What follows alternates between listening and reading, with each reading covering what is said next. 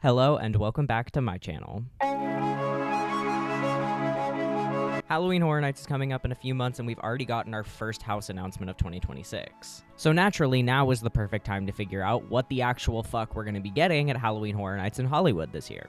There's been a lot of really cool updates that have come out about the Hollywood events so far this year, and I wanted to talk about it because there are some pretty exciting things and also some not exciting things to me specifically. I actually used to make content like this back in 2021 when we didn't know if Halloween Horror Nights was going to be coming back that year. I'd post about the speculation maps on my Instagram story and rate which ones I was most excited for. Similarly to how I did my hype list video from last year, I'd post about any cool updates in regards to the event, including house announcement, construction things, and I remember it being really fun trying to predict what houses we would actually be getting at the event. So without further ado, let's talk about it.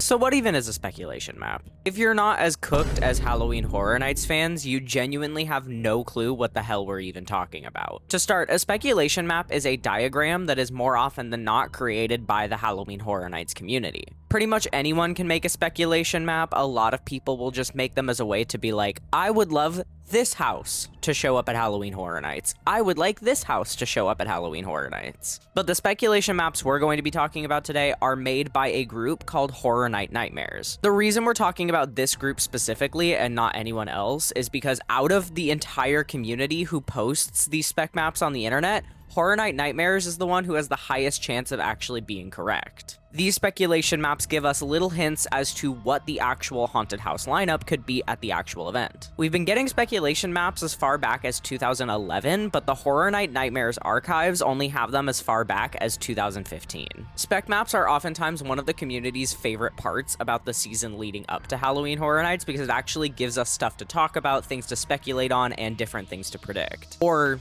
things to argue about. So far for the 2026 event, we've gotten 3 speculation maps. Version 1 was posted on December 25th, 2025. Version 2 was posted on February 13th, 2026. And version 3 was posted on April 5th, 2026. Before we get into decoding what these speculation maps show, let's talk about what the symbols on the speculation maps even are. Originally, they used to just put the full house name on the speculation maps. Think like The Bride of Frankenstein Lives or Billie Eilish from the 2020 speculation maps. But recently, they started giving us these little icons that will give us hints as to what the event will look like. Some of these can be pretty obvious, but other times it takes me 2 hours of looking through Reddit threads and Twitter exchanges to figure out what the fuck a book on fire is supposed to be. It's probably gonna end up being Evil Dead Burn, in case you were curious. The speculation maps do also vary and fluctuate depending on when they're posted. Version 1 of the speculation map showed us that we would be getting 9 houses, 4 scare zones, 2 shows, and the terror tram. I want you to pay close attention to the ghost with a knife. Now, if you're a horror fan,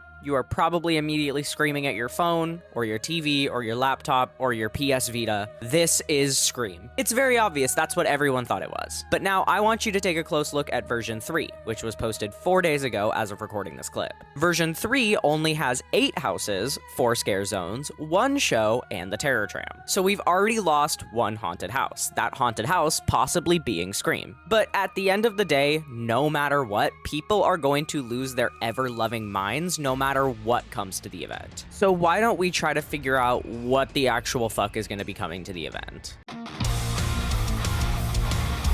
These predictions all come from what I've seen getting thrown around the most. We'll just start by going over all of the locations and what the predicted houses are. Starting off with the upper lot, the Parisian Courtyard house is predicted to be either another Monstros house or something quinceañera related. In the old Walking Dead queue, I've pretty much only seen Sinners get suggested as an option. I think it's because there's 2 cigarettes, and in Sinners, they're twins. To me, I would assume that the symbol for Sinners would be like a smokestack, but what do I know? I've never seen the movie. For the backlot behind Hogsmeade, the Alien Clown is predicted to be Killer Clowns from Outer Space, and the Book on Fire is predicted to be Evil Dead Rise. For the lower lot, we have 4 houses to talk about, so get ready. The Mummy queue is predicted to be Hellraiser. Soundstage 15 is predicted to be Stranger Things Season 5. The Transformers pad, or the T-pad, is predicted to be Jack vs. Hollywood Harry. And the Devil Horns is predicted to be either Ozzy Osbourne, Lady Gaga, or Ice Nine Kills. Now, while I agree with a lot of these predictions, there are 2 that immediately stand out to me as a little bit weird. First of all, Killer Clowns from Outer Space has actually begun construction already.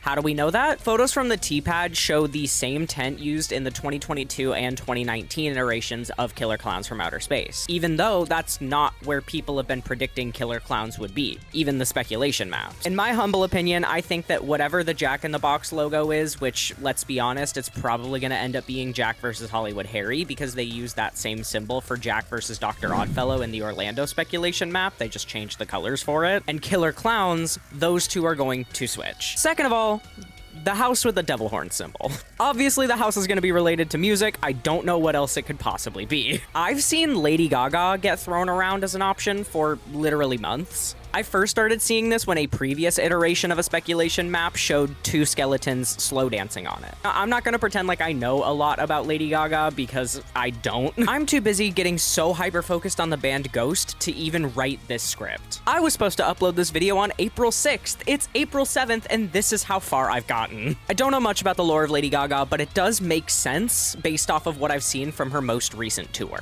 Ozzy Osbourne does also make sense, but I just think that a tribute to one of the most beloved faces in metal and a member of the band who pioneered the genre as we know it today maybe shouldn't be a haunted house, especially considering the obvious being he did. I wouldn't be mad if it was Ozzy. I love Ozzy. I love Black Sabbath. I grew up listening to them. I just wouldn't assume that a haunted house would be like the #1 pick for a tribute to him. I do think Lady Gaga is probably the most likely option, but I would be lying if I said that I didn't think that Ice Nine Kills had a really strong chance too. I talked about this more in my Music Houses at Halloween Horror Nights video, so go check that out if you want some more information about it, but I just think that Ice Nine Kills would be a perfect fit for the event. Plus, their song A Work of Art written for Terrifier 3 was featured at the opening ceremonies of Hollywood last year, so I'm like basically handing this to John Murdy on a silver platter. But despite all of that, that's not the reason I'm confused. Where the fuck is this house supposed to be? Maybe I'm just stupid, but for the life of me, I cannot figure out where this house is supposedly located. It looks like it's under the escalators. Is that what UES stands for? Under a Starway? Under escalators, shithead? Like what? I don't know. I don't know, maybe someone will answer this for me, but I'm just very confused. I even went back and looked at some of the older spec maps for Hollywood, and I couldn't find a single other house that was listed in this location. Anyways, that's what the predictions for Halloween Horror Nights are looking like so far. Some of them are more obvious than others, like obviously the clown with 2 garbage bags sitting next to it is going to be Terrifier for the Terror Tram. Obviously the pincushion is going to be Hellraiser. Obviously the upside down grandfather clock is going to end up being Stranger Things. But there's one question that I'm sure a lot of you are asking, which is how likely is it for any of these houses to get brought to the event?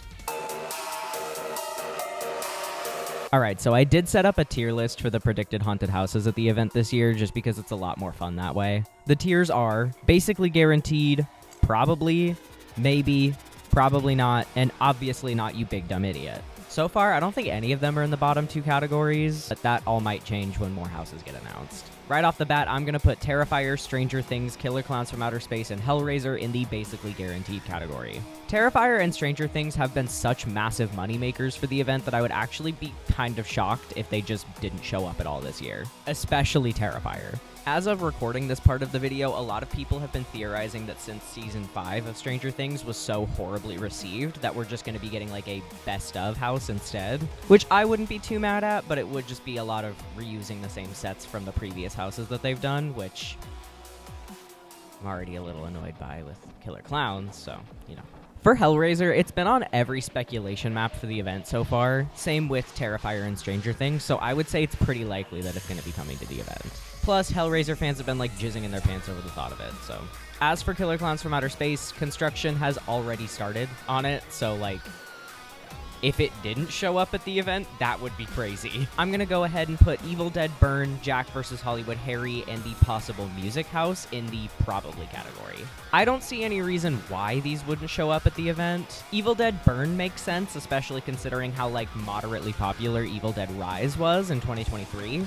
A music house also makes sense if we're following the every 2 years we get a music house pattern that was set forth with Billie Eilish in 2020. It was supposed to be Billie Eilish in 2020. We ended up not getting that. If you want to know more about that, check out my Music Houses at Halloween Horror Nights video. But then we got The Weeknd in 2022, The Weeknd again in 2024, and it would just make the most sense if we got another Music House in 2026. As for Jack versus Hollywood Harry, a lot of people, including me, have been like absolutely losing their fucking minds over this. The last time we got one of the official Halloween Horror Nights icons at the event was 2007 with Jack. It just makes a lot of sense to have Jack the Clown duking it out with Hollywood Harry, especially because Hollywood Harry is basically just the Hollywood event's Jack the Clown. For the maybe tier, I'm gonna go ahead and throw in Monstros / Quinceañera and Sinners. I think these houses would be really great concepts. I know a lot of people would come to the event just for Sinners, namely my best friend Adrian. It would be like the Five Nights at Freddy's at 2026, how a bunch of people were just going to Halloween Horror Nights just to go through Five Nights at Freddy's and then leaving.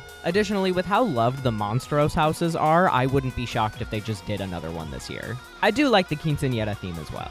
As for the shows, the only one we know of so far is The Purge Dangerous Waters. That's basically a shoo-in. It's been at the event every single year since it started in 2023, and clearly it's popular. A lot of people really like it. There might be another show in the DreamWorks Theater. Originally, there was a show planned there, but as of the most recent speculation map, that show has been taken away. So I'm not sure what the current status of that is, but, you know, we'll probably end up getting one. And we don't really know anything about the scare zones other than Murder of Crows is probably returning, because if there's one thing John Murdy loves, it's crows on stilts. So yeah, that is my definitive how likely is it for this house to come to Halloween Horror Nights tier list. I hope you enjoyed that. I hope you guys enjoyed this video. I love talking about Horror Night speculation. It's one of my favorite things to do ever. It's also really helped me get back in the mood for the event to start up again. I'm hoping we get an announcement for Hollywood soon, but who knows? Maybe John Murdy is just going to keep all of the houses a secret until opening night. That's probably not going to happen, but fucking imagine if he did that. That would be insane. Go watch my last video if you haven't already. I talked about the entire lore and history of the character Lady Luck. She's one of my favorite icons. I uploaded it as like a big St. Patrick's Day special, so go check that out. If you want to catch up with me outside of YouTube, all of my social media is going to be linked in my website. Pretty much just Unhinged Muppet everywhere except for Twitter, where I'm Handsome Jack IRL. Few more things before I go. One, I know I said I was going to be uploading 2 videos this month. That was a fucking lie. I work a real, like, actual job outside of YouTube, because like I said in my last video, I don't get paid for doing YouTube at all. I'm just doing this for the love of the game. And on top of just working and that taking up a majority of my time, I've also been getting a little bit burnt out with doing 2 videos a month. I would much rather be able to upload one big cool video rather than 2 less than 10-minute long videos. So I think I'm just going to move to doing 1 video a month. Do you want to say anything, my love? No? Okay. Also, I tried a new filming style instead of just sitting at my desk staring at my camera the entire time. If you hated it, keep it to yourself, and if you loved it, please gush about it in the comments. I want my ego to get so large it bursts through the top of my apartment building. Anyways, bye.